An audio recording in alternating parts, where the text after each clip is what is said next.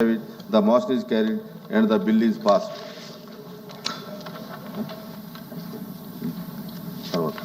Discussion again.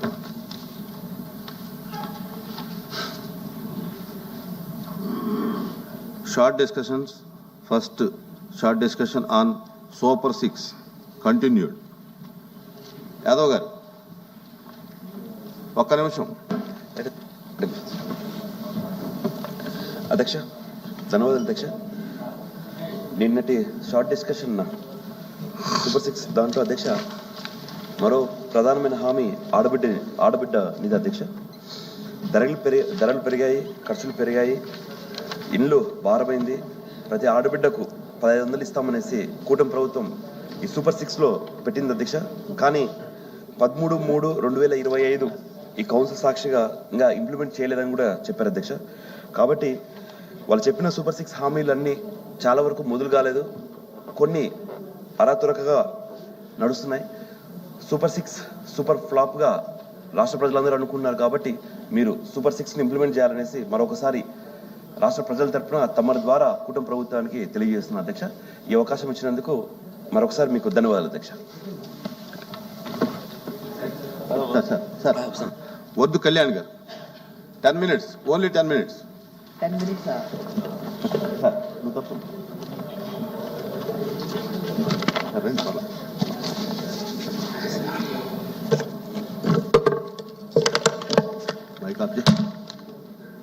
సభకు నమస్కారం అధ్యక్ష. సూపర్ 6 మీద మాట్లాడే అవకాశం ఇచ్చినందుకు ధన్యవాదాలు అధ్యక్ష. అధ్యక్ష, ఇది టీడీపీ జనసేన మేనిఫెస్టో అధ్యక్ష. ఇందులో మొదటి 6 హామీలు ఈ సూపర్ 6 హామీలు అధ్యక్ష. అలాగే తీసుకుంటే ఇది వీళ్ళు ఎన్నికల సమయంలో ఇచ్చిన యాడ్ అధ్యక్ష.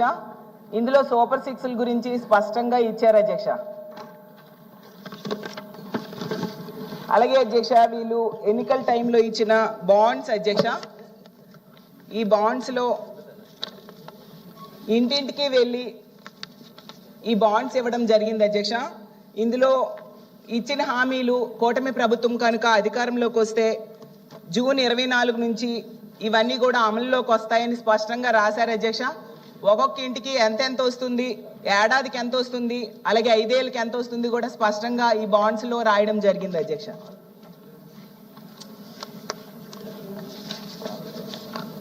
ఈ హామీల్లో ముఖ్యంగా రైతులకి, మహిళలకి, యువతకి, నిరుద్యోగులకి ఈ సూపర్ 6 హామీలు ఇవ్వడం జరిగింది అధ్యక్ష. వీళ్ళందరూ కూడా నమ్మి ఓట్లు వేయడం వల్ల 164 సీట్లు వచ్చాయి అధ్యక్ష. ఇది ఎన్నికలకు ముందు జరిగింది అధ్యక్ష. ఇప్పుడు ఎన్నికలు అయిపోయాక 15 నెలల తర్వాత అనంతపురంలో ఒక పెద్ద సభ పెట్టి పెద్ద ఎత్తున సంబరాలు చేశారు అధ్యక్ష. దానికి సూపర్ 6 సూపర్ హిట్ అని పేరు పెట్టడం జరిగింది అధ్యక్ష. దాన్ని చూసి రాష్ట్ర ప్రజలు ఎవరికీ అర్థం కాలేదు అధ్యక్ష. అసలు సూపర్ 6 సూపర్ హిటా, సూపర్ ఫ్లాపా అర్థం కాని పరిస్థితులు అందరూ ఆశ్చర్యపోయారు అధ్యక్ష.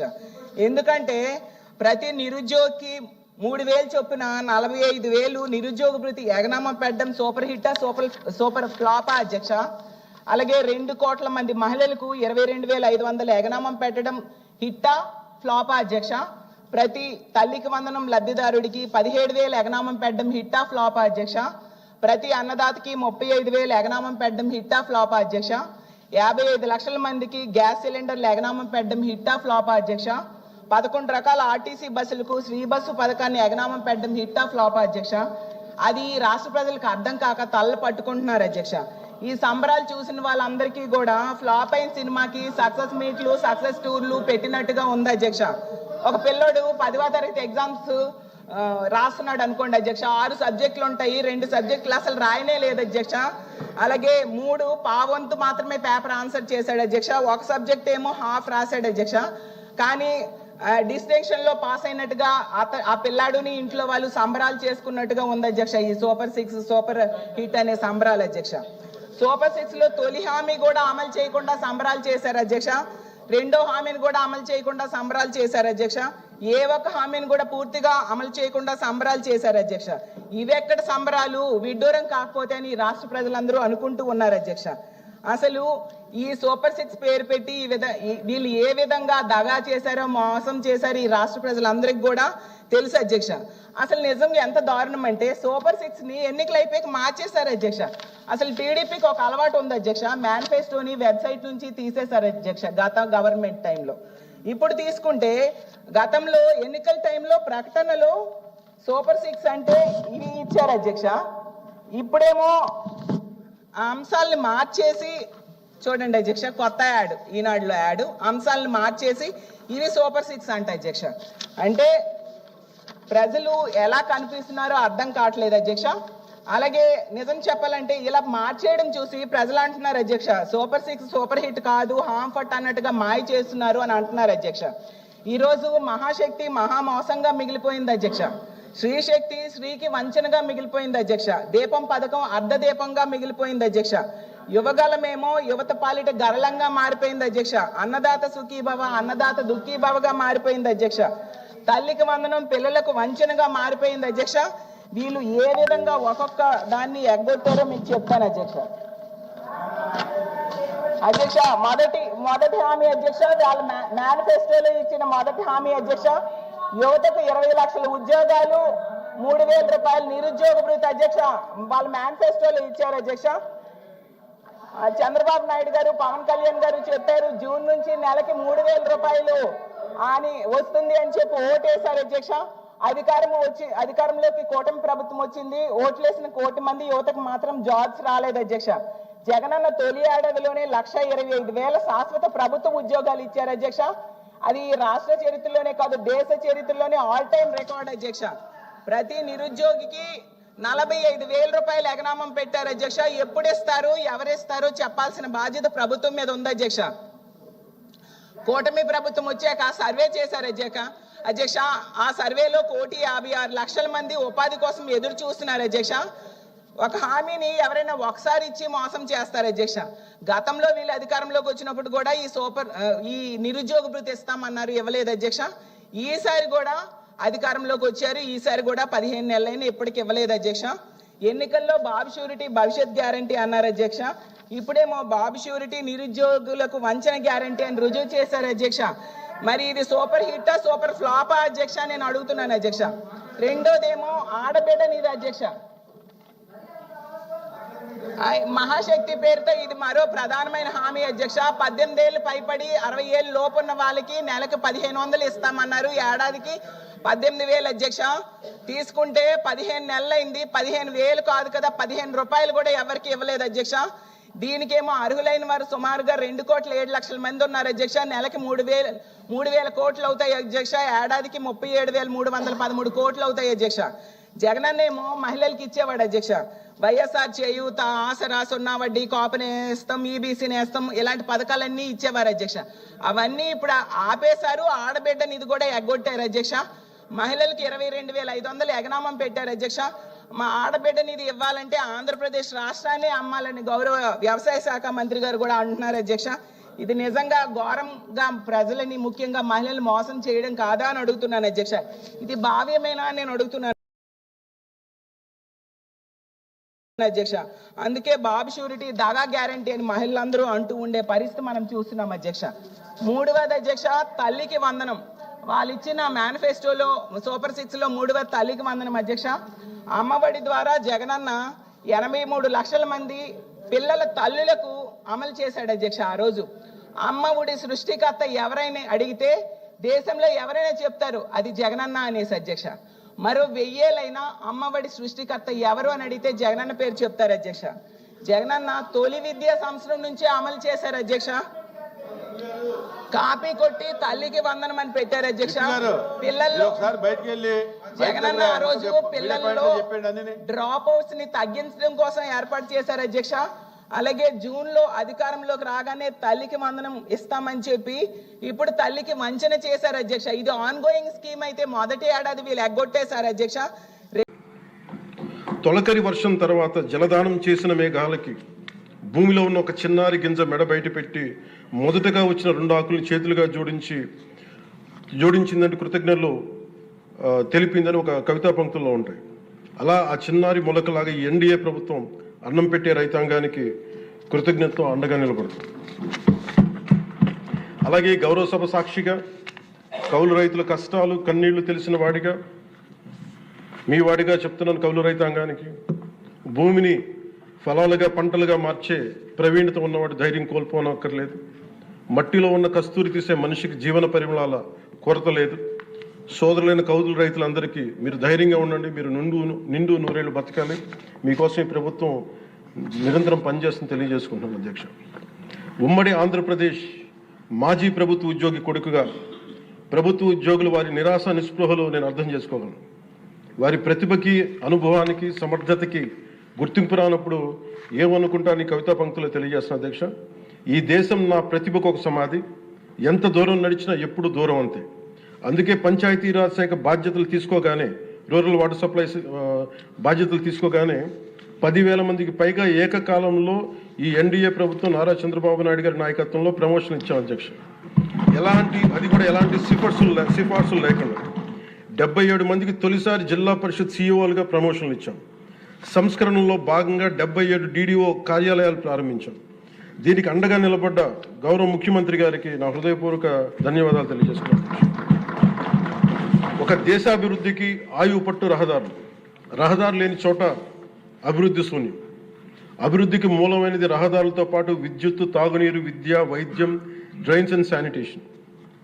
దాదాపు 2 ఏళ్ల పాలనలో ప్రపంచ కప్ గెలిచిన visually challenged women cricket team captain Deepika మొదలుకొని మొన్న పోలీస్ జాబ్స్కి లెటర్స్ ఇస్తున్నప్పుడు ఉద్యోగంలో వచ్చిన యువ కానిస్టేబుల్ కానీ, ఉదయగిరి నియోజకవర్గంలో స్కూల్ పిల్లలు కానీ, ఇలా ఎందరో ఒకటే అడిగారు అధ్యక్ష, మాకు కనీసం నడవడానికి, మా స్కూల్కి వెళ్ళడానికి, మా ఊర్లు వెళ్ళడానికి, మాకు రిలేటెడ్ ఊర్లు వెళ్ళడానికి రోడ్లు వేయండి అని నిండు గర్భిణీలు కూడా ప్రాణాలు అరచేతులు పట్టుకుని కొండలు గుట్టలు దాటుకునే పరిస్థితుల్లో జాతీయ ఉపాధి హామీ పథకం కింద PM జన్మన్ రాష్ట్ర ప్రభుత్వ నిధులతోటి అడవి తల్లి బాట పేరిట 625 గిరిజన గ్రామాలను అనుసంధానిస్తూ 1005 కోట్లతోటి 1069 కిలోమీటర్ల రహదారుల నిర్మాణం చేపట్టాం. దాంట్లో దాదాపు సగం పైగా రోడ్ల నిర్మాణం పూర్తి చేశాం. కొన్ని రోడ్లు గంటల వ్యవధిలో కూడా మంజూరు చేశాం అధ్యక్ష. అలాగే మారుమూల ప్రాంత ప్రజలు, గిరిజన ప్రాంత ప్రజలు గొంతిమ కోరికలు కోరలేదు అధ్యక్ష. వారు అడుగుతుందల్లా చిన్నపాటి రోడ్ల సౌకర్యం వారు అడిగేది.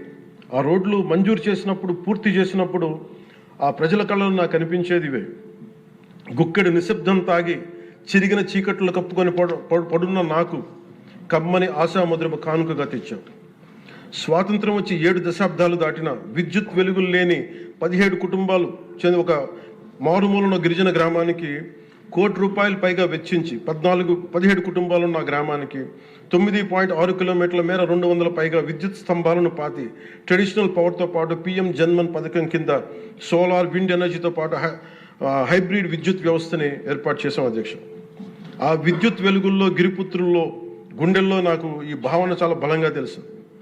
వెలిగిన బల్బును చూసి వారు ఒకటే అనుకున్నారు అధ్యక్ష, పొద్దు గుంకితే చీకట్లో బతికే ప్రజలు ఆ వెలుగుతున్న బల్బును చూసి ఎన్నాళ్ళకి మా అతిథిగా వచ్చాం, ఈ సుధిల కుటీరానికి ఇంత వెలుతురుని తెచ్చామని వారి గుండెల్లో ఉన్న వారికి ఆ భావన నాకు నిజంగా తెలిసింది అధ్యక్ష.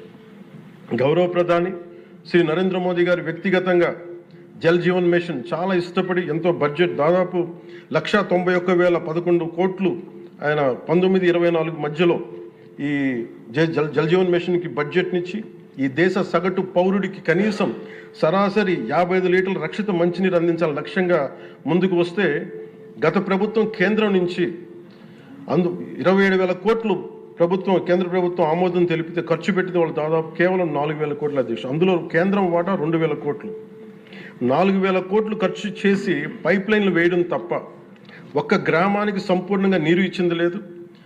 జయజీవన్ ముగిసే నాటికి అలాటెడ్ 27,000 కోట్లు వాళ్ళు ఖర్చు పెట్టింది మినహాయిస్తే 23,000 కోట్లు వినియోగించుకోలేపారు అధ్యక్ష.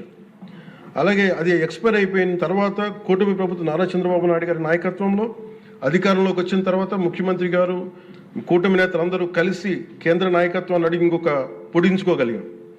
ఈ ప్రయత్నంలో 1,242 కోట్లతో Uddanam, Dhone, Pulivendula multi village project స్కీమ్స్ని మే నాటికి పూర్తి చేయాలని లక్ష్యంతో ముందుకు వెళ్తున్నాం అధ్యక్ష.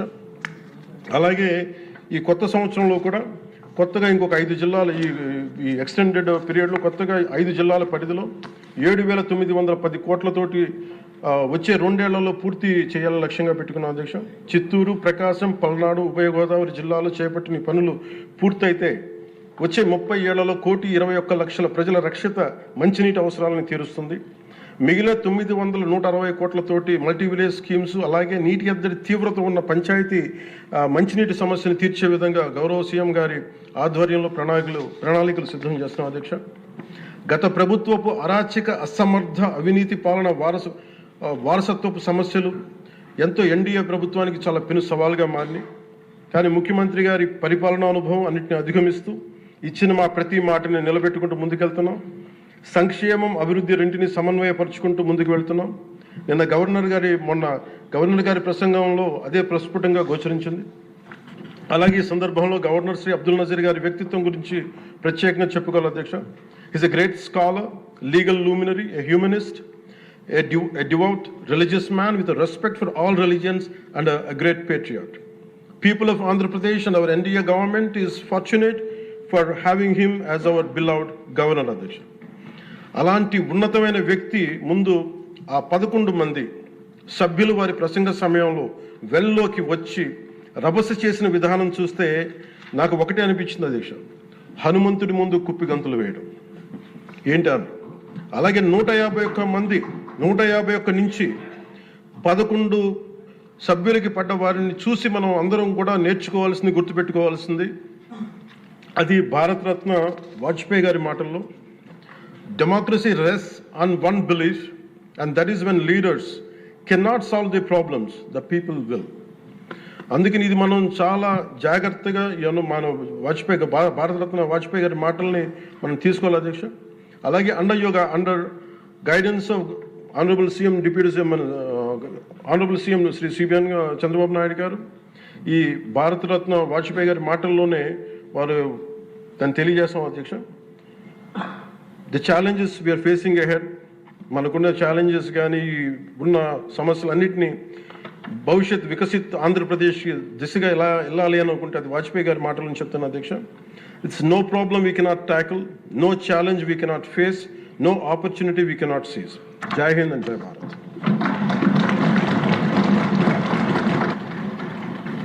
ఇప్పుడు గవర్నర్ గారి ప్రసంగానికి ధన్యవాదములు తెలిపే తీర్మానంపై జరిగే చర్చకు గౌరవ ముఖ్యమంత్రి గారు జవాబు ఇస్తారు.